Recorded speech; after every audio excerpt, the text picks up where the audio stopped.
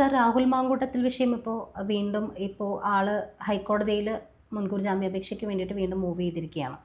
അപ്പോൾ രാഹുൽ വിഷയത്തിൽ മാത്രമായിട്ട് കുറച്ച് ദിവസങ്ങളായിട്ട് നമ്മൾ മറ്റ് പല വിഷയങ്ങളെയും മാറ്റിമറിച്ചുകൊണ്ട് രാഹുൽ വിഷയത്തിൽ മാത്രമായിട്ട് കേരള രാഷ്ട്രീയം അല്ലെങ്കിൽ കേരളത്തിലെ വിഷയങ്ങൾ ഒതുങ്ങിപ്പോകുന്നുണ്ട്. അങ്ങനെ ആക്കുന്നതിൽ പിണറായി വിജയൻ വിജയിച്ചിരിക്കുന്നു. അതെ, അതിൽ വിജയിച്ചിരിക്കുന്നു. ഇനി ഇലക്ഷൻ സമയമൊക്കെ വരികയാണ്.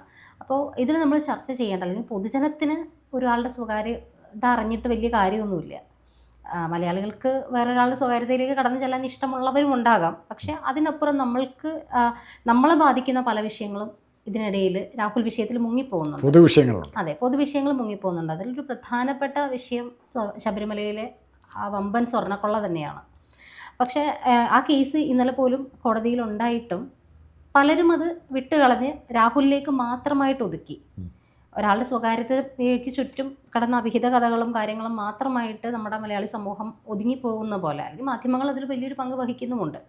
അപ്പോൾ ശബരിമലയിൽ സ്വർണ്ണക്കൊള്ള ഒരിക്കലും മറന്നു കളയാൻ പറ്റാത്ത വാസുവിൻ്റെ ജാമ്യാപേക്ഷ തള്ളി അതൊന്നും വലിയ കാര്യമല്ലാണ്ടായി മാറി. അപ്പോൾ ശബരിമലയിൽ സ്വർണ്ണക്കൊള്ളയിലേക്കൊന്ന് തിരിച്ചു വരുമ്പോൾ, ശബരിമല വിഷയം, ആ സ്വർണം ആര് കൊണ്ടുപോയി, എന്തിനു കൊണ്ടുപോയി, മല്യയുടെ വിഷയങ്ങൾ പലതും നമ്മൾ ചർച്ച ചെയ്തിട്ടുണ്ട്. പക്ഷേ ഇതിൽ പണ്ടത്തെ ഒരു സ്വപ്ന സുരേഷിൻ്റെ ഒരു വെളിപ്പെടുത്തലുമായിട്ട് ബന്ധപ്പെട്ട് അതിനൊന്ന് ചർച്ച ചെയ്യുമ്പോൾ സ്വപ്ന സുരേഷ് ഒരിക്കൽ പറഞ്ഞ ഒരു വിഷയവുമായിട്ട് ഇതിനൊന്ന് കോർത്തിണക്കാൻ ശ്രമിക്കുകയാണ്. അവരൊരിക്കൽ പറയുണ്ടായി, ഷാർജ സുൽത്താൻ കേരളത്തിൽ വന്നപ്പോൾ പിണറായി വിജയൻ്റെ വീട്ടിൽ കൊണ്ടുചെന്നതും അവിടെ വെച്ച് പിണറായി വിജയൻ്റെ പ്രിയപത്നി കമലാ വിജയനും മകൾ വീണ വിജയനും കൂടിയിട്ട് ഷാർജ സുൽത്താനും ഒരു ഗിഫ്റ്റ് കൊടുത്തു എന്ന് പറയുന്നുണ്ട്. ഒരു സ്വർണ്ണച്ചെല്ലം സമ്മാനമായിട്ട് കൊടുത്തു എന്ന് പറയുന്നുണ്ട്. നമ്മൾ ആലോചിക്കുമ്പോൾ സ്വർണം കൊണ്ട് കണ്ണ് മഞ്ഞളിക്കുന്ന ഒരാളല്ല ഷാർജയിലെ ഒരു സുൽത്താനൊക്കെ. സ്വർണം എന്ന് പറയുന്നത് അവർക്ക് നിസ്സാരമായിട്ടുള്ള കാര്യങ്ങളായിരിക്കാം. അവർക്ക് 100 പവനോ 1000 പവനോ കൊടുത്താൽ പോലും അതൊന്നുമല്ല, സ്വന്തമായിട്ടുള്ള ആൾക്കാരാണ്. അപ്പോൾ അവർക്ക് അതൊരു സ്വർണം കൊടുത്തു എന്ന് പറയുമ്പോൾ അവർക്ക് ഏറ്റവും അമൂല്യമായ എന്തെങ്കിലും ഒന്ന്. അപ്പോൾ അങ്ങനെ ഉള്ളപ്പോൾ വിദേശികൾക്ക് എപ്പോഴും താല്പര്യം നമ്മുടെ കേരളത്തിലെ ആൻറ്റിക് വാല്യൂ ഉള്ള കാര്യങ്ങളായിരിക്കും. അപ്പോൾ ഈ ശബരിമലയിലെ സ്വർണ്ണക്കൊള്ളയും ഇതുപോലെ സ്വർണ്ണച്ചെല്ലത്തിനകത്ത് കൊടുത്ത സ്വർണം എന്താണെന്ന് സ്വപ്ന സുരേഷ് കണ്ടിട്ടില്ല എന്ന് പറയുന്നത് സ്വർണ്ണമാണ് എന്ന് മാത്രമേ അവർക്കറിയുള്ളൂ. അപ്പം ആൻറ്റിക് വാല്യൂള്ള എന്തോ ഒന്നായിരിക്കില്ല, അല്ലെങ്കിൽ കേരളത്തിൻ്റെ അല്ലെങ്കിൽ ഇന്ത്യയുടെ പൈതൃക സ്വത്തായിട്ടുള്ള എന്തോ ഒന്നായിരിക്കില്ലേ ഷാർജ സുൽത്താൻ അത്രയും പ്രീതിപ്പെടുത്താൻ വേണ്ടിയിട്ട് അവർ കൊടുത്തിട്ടുണ്ടാവുക. മകൾക്ക് IT ഹബ്ബ് അവിടെ ഷാർജയിൽ തുടങ്ങാൻ വേണ്ടിയിട്ടുള്ളൊരു കൈക്കൂലി എന്ന വണ്ണം ഷാർജ സുൽത്താനെ സുഖിപ്പിക്കാനാണ് അവിടെ ശ്രമിച്ചതെന്നും പറയപ്പെടുന്നു. സ്വപ്ന തന്നെ വെളിപ്പെടുത്തിയിട്ടുള്ളതാണ്. അപ്പോൾ ഇതുപോലൊരു കോടികളുടെ ഒരു നിക്ഷേപം അല്ലെങ്കിൽ നിക്ഷേപ സ്ഥാപനം തുടങ്ങാൻ വേണ്ടിയിട്ട് ഷാർജ സുൽത്താൻ ഒരു സ്നേഹോപഹാരം കൊടുക്കുമ്പോൾ അത് വെറും ഒരു സ്വർണ്ണമാണ് എന്ന് വിചാരിക്കുന്നുണ്ടോ സാറ്? അതും ശബരിമലയുമായിട്ട് എന്തെങ്കിലും ഒരു കണക്ഷൻ വന്നു എന്ന് നമ്മൾ സംശയിച്ചാൽ അതിൽ തെറ്റ് പറയാൻ പറ്റുമോ? അല്ല, ഒരിക്കലും അത് വിശ്വസിക്കാൻ നമുക്ക് പറ്റില്ല. കാരണം എവിടുന്ന് ഭീമായിന്നോ കല്യാൺ ജുവലറിനോ എവിടുന്നെങ്കിലും കുറേ സ്വർണ്ണ ബിസ്ക്കറ്റ് മേടിച്ച് ഷാർജ സുൽത്താൻ കൊടുക്കേണ്ട ആവശ്യമില്ല. കാരണം അത് അങ്ങനെ വലിച്ചാൽ നിങ്ങൾ എടുത്തോന്ന് പറയുവാണെങ്കിൽ തിരിച്ചു കൊടുക്കുകയും ചെയ്യും. ഇവിടെ ഇദ്ദേഹത്തെ മാനസികമായി സന്തോഷിപ്പിക്കുന്ന രീതിയിലുള്ള ഒരു ഗിഫ്റ്റായിരിക്കണം കൊടുത്തിരിക്കുന്നത്. സാധാരണ ഗിഫ്റ്റായിരിക്കില്ല. ആ ഗിഫ്റ്റ് സ്വർണം തന്നെയാണെന്നുണ്ടെങ്കിൽ ആൻറ്റിക് വാല്യുള്ള സ്വർണ്ണങ്ങൾക്ക് ഇവിടെ ആനക്കൊമ്പ് കുത്തി ഉണ്ടാക്കുന്ന ആനക്കൊമ്പിന് പോലും ഡിമാൻഡുണ്ട്. അപ്പോൾ ആനക്കൊമ്പിനെ പോലെ തന്നെ ആൻറ്റിക് വാല്യുള്ള സ്വർണം കൊടുക്കണമെങ്കിൽ ക്ഷേത്രങ്ങളുമായി ബന്ധപ്പെട്ട് ആരാധനാലയങ്ങളുമായി ബന്ധപ്പെട്ടാണ് ഇത്തരം സ്വർണം കൂടുതലായിട്ടുള്ളത്. അത് നമ്മുടെ തിരുവനന്തപുരത്തെ പത്മനാഭസ്വാമി ക്ഷേത്രത്തിലുള്ള ആൻറ്റിക് വാല്യൂവിന് അത് നിശ്ചയിക്കാൻ പോലും പറ്റിയിട്ടില്ല പൂർണ്ണമായിട്ട്. അപ്പോൾ അതുപോലെ തന്നെ ഇവിടുത്തെ നിധിശേഖരങ്ങളിലും അല്ലെങ്കിൽ വിഗ്രഹത്തിലും അതുമായി ബന്ധപ്പെട്ട അയ്യപ്പൻ്റെ മറ്റ് ആടയാഭരണങ്ങളിലും എല്ലാം ഇങ്ങനത്തെ സ്വർണ്ണങ്ങൾ കാണും. അതെല്ലാം എന്തുമാത്രം ഉണ്ട്, എന്തുമാത്രം പോയി എന്നൊന്നും ഒരു കണക്ക് ഇതുവരെ പുറത്ത് വന്നിട്ടില്ല. അതുകൊണ്ട് നമുക്ക് സ്വപ്ന സുരേഷിൻ്റെ ഈ ആരോപണത്തെ മുഖവിലയ്ക്ക് എടുക്കേണ്ടി വരും, തള്ളിക്കളയാൻ പറ്റില്ല. രാഹുൽ മാങ്കൂട്ടത്തിനെതിരായി ആരോപണം ഉന്നയിക്കുമ്പോൾ അത് നമ്മൾ വിശ്വസിക്കുന്നുണ്ടെങ്കിൽ, ഒരു സ്ത്രീ പറയുന്നത് പൂർണ്ണമായിട്ടും വിശ്വസിക്കുന്നുണ്ടെങ്കിൽ, അല്ലെങ്കിൽ മറ്റൊരു സ്ത്രീ പറയുന്നത് പൂർണ്ണമായിട്ടും വിശ്വസിക്കുന്നുണ്ടെങ്കിൽ, സ്വപ്ന സുരേഷ് ഒരു സ്ത്രീയാണ്, അവരാരും ആയിക്കൊള്ളട്ടെ, അവരെ വ്യക്തിഹത്യ നടത്തേണ്ട ആവശ്യമില്ല. രാഹുൽ മാങ്കൂട്ടത്തിൻ്റെ ഇതിനെ രാഹുൽ ഈശ്വരനെ പിടിച്ച് അകത്തിട്ടിരിക്കുന്നത് എന്തിനാ? രാഹുൽ മാങ്കൂട്ടത്തിനെതിരായി പരാതി പറഞ്ഞ സ്ത്രീയെ വ്യക്തിഹത്യ ചെയ്തെന്നുള്ളതാണ്. സ്വപ്ന സുരേഷിന് ഇവർ വ്യക്തിഹത്യ ചെയ്യുന്നതിന് കുഴപ്പമില്ല, അവർ സ്ത്രീയല്ലേ.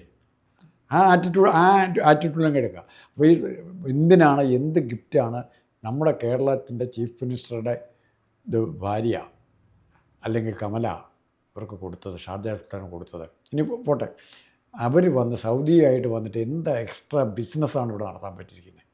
സൗദിയിലെ രാജാവ് ഇവിടെ വന്നിട്ട് പോയി എന്ത് എക്സ്ട്രാ ബിസിനസ്സാണ് നടത്താൻ പോയിരിക്കുന്നത്?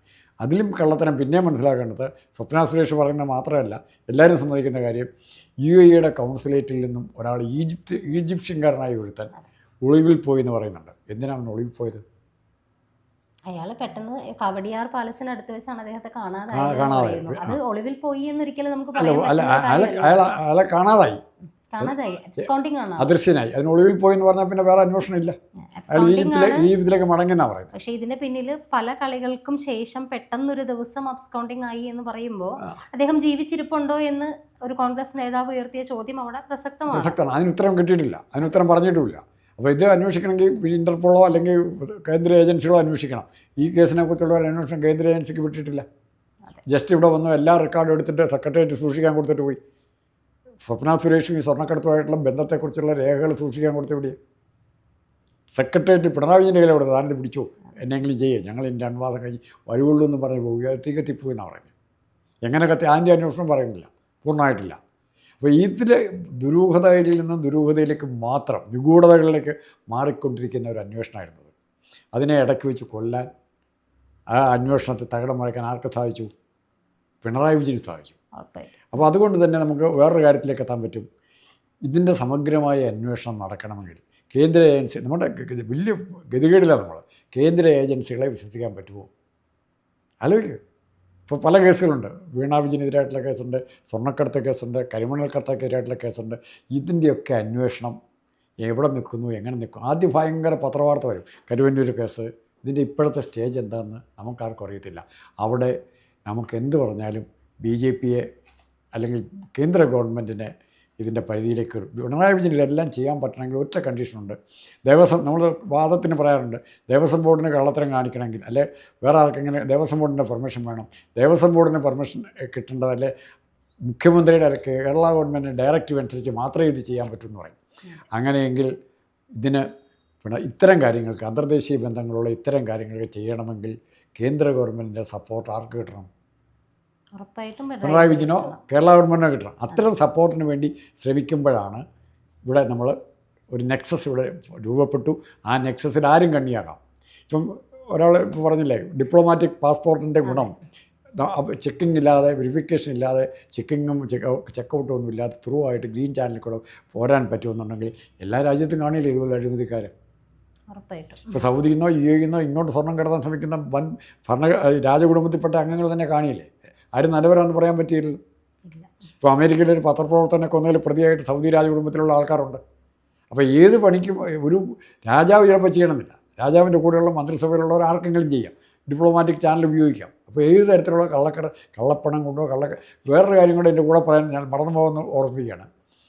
ഏത് സമയത്ത് പിണറായി വിജയൻ ഏറ്റുനടക്കാൻ ജീവനില്ലാതെ വിദേശ രാജ്യത്ത് പോയാലും അവിടുന്ന് അവശനായിട്ടാണ് വരുന്നതെങ്കിലും ഗൾഫിൽ ഒരു 2-3 രാജ്യങ്ങളിലെങ്കിലും 2-3 ദിവസം തങ്ങാതെ പിണറായി തിരിച്ചു വരാറില്ല.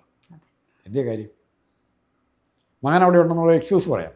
തീരെ അവശനായ ഒരാൾ വീണ്ടും അവിടെ വന്ന് ഗൾഫിൽ വന്ന് ഇങ്ങനെ തങ്ങാൻ തീരുമായി. അമേരിക്കയിൽ നിന്ന് ട്രീറ്റ്മെൻറ്റ് കഴിഞ്ഞ് റെസ്റ്റിനെ റെക്കമെൻഡ് ചെയ്ത് വരുന്ന സമയത്ത് പോലും അവിടെ ഇറങ്ങി. ഗൾഫ് കണക്റ്റഡ് ആണ് എല്ലാ ഡയറക്റ്റ് ഫ്ലൈറ്റ് ഒന്നുമില്ല. പിണറായി വിജയന് പോകാൻ ഡയറക്റ്റ് ഫ്ലൈറ്റ് ഇല്ല. വേറെ തിരുവനന്തപുരത്തോ ഡൽഹിയിലോ ചെന്ന് കഴിഞ്ഞാൽ ഡൽഹിയിൽ നിന്നോ ഒന്നും ഫ്ലൈറ്റ് ഇല്ല. ഇത് ഗൾഫ് ഇറങ്ങാതെ ഇങ്ങനെ പോവുകയാണ്. എൻ്റെ കാര്യം സമ്പാദ്യം മുഴുവൻ ഗൾഫിലാണ് എന്നുള്ള ശ്രുതിയും ഏകദേശം അങ്ങനെ നമ്മൾ പിണറായി വിജയനെ അണ്ടർ എസ്റ്റിമേറ്റ് ചെയ്യില്ല. അത്രമാത്രം വേണ്ടനല്ല. എല്ലാ സമ്പാദ്യവും കൊണ്ട് ഗൾഫിൽ കൊണ്ട് സൂക്ഷിക്കാൻ വേണ്ടനല്ല. അവിടെ ഗൾഫിലേക്ക് സമ്പാദ്യങ്ങൾ തിരിച്ചിങ്ങോട്ട് വന്നിട്ടുണ്ടായിരിക്കുന്നത് അമേരിക്കയിൽ. പല രീതി വരാം. 100 കണക്കിന് പിണറായി വിജയൻ്റെ ശിഷ്ടകാലം കേരളത്തിൽ ഒതുങ്ങും എന്നുള്ളത് എനിക്ക് തോന്നിയിട്ടില്ല. ഇപ്പം മെസ്സിയുടെ പര്യടനം അത് കള്ളക്കണ്ണം പണം ട്രാൻസ്ഫർ ചെയ്യാൻ പറ്റുന്ന ഏറ്റവും നല്ല മാർഗ്ഗമല്ലേ. നമ്മുടെ സിനിമാ നടന്മാരുടെ അന്തർദേശീയ പര്യടനങ്ങൾ അങ്ങോട്ടും ഇങ്ങോട്ടും എന്തെല്ലാം കാര്യങ്ങൾ നടക്കുന്നു. അപ്പോൾ അതുപോലെ UAE ആയിട്ടുള്ള ബന്ധം കോടതി ഇപ്പോൾ എപ്പോൾ ഒരു ചാറ്റൽ മഴ ചെയ്താൽ ഉടനെ പറയും നമുക്ക് പിരിക്കാൻ പോകണം. ശ്രദ്ധിച്ചിട്ടുണ്ടോ? കേരളത്തിൽ ഒരു ചാറ്റൽ മഴ എവിടെയെങ്കിലും അയ്യോ പ്രളയം വരുന്നു, നമുക്ക് പിരിക്കണം, നമുക്ക് കാശില്ല, നമുക്ക് കാശ് വേണം, അവിടെ UAE നിന്ന് തരാമെന്ന് പറഞ്ഞിട്ടുണ്ട്. ആ കെയർഫുള്ളൊക്കെ അങ്ങോട്ടും ഇങ്ങോട്ടും മാറി മറിയുന്ന പൈസയുടെ കണക്കാർക്ക് അറിയാവുന്നത്. വിവരാവകാശപ്രകാരം ചോദിച്ചാലും പറയുകയില്ല. അത് മറ്റു രാജ്യങ്ങളുമായിട്ടുള്ള ബന്ധത്തെ ബാധിക്കുന്ന കാര്യം ഞങ്ങൾ പറയുമോ? ഇല്ല. അതാണ്. മാത്രമല്ല ഇനി ഏറ്റവും കൂടുതൽ സൂക്ഷിക്കേണ്ടത് പിണറായി വിജയൻ്റെ ഒരു ടേം എന്നൂടെ പറഞ്ഞാൽ ഇപ്പം ഞാൻ പറയുന്നു, അടുത്തത് ഇവർ ഉന്നം വയ്ക്കാൻ പോകുന്നത് ശ്രീപത്മനാഭസ്വാമി ക്ഷേത്രം തന്നെയായിരിക്കും. കേരളത്തിന് ഇനി ക്ഷേത്രങ്ങളൊന്നും ബാക്കിയില്ലെന്ന് എനിക്ക് തോന്നുന്നു. ഇപ്പോൾ പൂർണ്ണത്രയീശൻ്റെ ക്ഷേത്രവുമായിട്ട് ബന്ധപ്പെട്ടും കുറേ കാര്യങ്ങൾ അത് പുറത്ത് ആദ്യം തന്നെ വരുന്നുണ്ട്. ഉണ്ടായിരുന്നു. വൈക്കത്ത് ക്ഷേത്രമായിട്ട് മഹാദേവ ക്ഷേത്രത്തിൻ്റെ ഭൂമി സംബന്ധമായിട്ടുള്ള കാര്യങ്ങളും കൂടുതലായിട്ട് പുറത്ത് വരുന്നുണ്ട്. ഇപ്പോൾ ഒരുപാട് ചെറിയ അമ്പലങ്ങളും നമ്മളുടെ ഒരുപാട് അറിയപ്പെടാത്ത രീതിയിലുള്ള ചെറിയ എല്ലാ ഗ്രാമങ്ങളിലും പോലും അല്ല, ഇങ്ങനത്തെ ചെറിയ കാര്യങ്ങൾ ചെറിയ അമ്പലങ്ങളിൽ ചില വിഗ്രഹങ്ങൾക്ക് ഇപ്പോഴും ഈ ശിവൻ്റെ നടരാജ വിഗ്രഹമൊക്കെ ഉള്ള അമ്പലങ്ങളുണ്ടെന്നുണ്ടെങ്കിൽ അതിനിപ്പോഴും മൂല്യമുണ്ട്. എത്ര മൂല്യം എന്ന് പറയുന്നത് ആ ലേലത്തിന് വയ്ക്കുമ്പോൾ മാത്രമേ അറിയാൻ പറ്റുള്ളൂ. ആ ലേലത്തിൻ്റെ അയാൾ വിളിക്കും, ഇൻ്റർനാഷണൽ ലേലമായിരിക്കും. അല്ല, ഉറപ്പായിട്ടും ഇതിപ്പോൾ ശബരിമല പോലെ ഇത്രയും സെൻസിറ്റീവായിട്ടുള്ളൊരു സ്ഥലത്ത് ഇങ്ങനൊരു കൊള്ള നടക്കണം എന്നുണ്ടെങ്കിൽ ഒരുപാട് പേർക്ക് അതിന് പങ്ക് കിട്ടുന്നുണ്ടാവും. കൃത്യമായിട്ടും ഒരാളിൽ മാത്രം ഒതുങ്ങുന്നൊരു പക്ഷേ അത് കാര്യം. ഞാനപ്പോൾ പറഞ്ഞൊരു കാര്യം, പലർക്ക് പങ്ക് കിട്ടാൻ തുടങ്ങി, പലരും പങ്കാളിയാകും. എങ്ങനെയാണെങ്കിലും രഹസ്യം മുഴുവൻ ഇന്നല്ലെങ്കിൽ നാളെ പുറത്തു വരും. അധികം നാൾ സൂക്ഷിക്കാൻ പറ്റില്ല. പിണറായി വിജയൻ ശബരിമലയെ തൊട്ട് കളിക്കുന്നല്ല. ശബരിമലയിലെ സ്വർണ്ണക്കൊള്ളയായിട്ട് അങ്ങേർക്ക് എന്തെങ്കിലും പങ്കുണ്ടെങ്കിൽ അങ്ങേരുടെ fate it is being finished.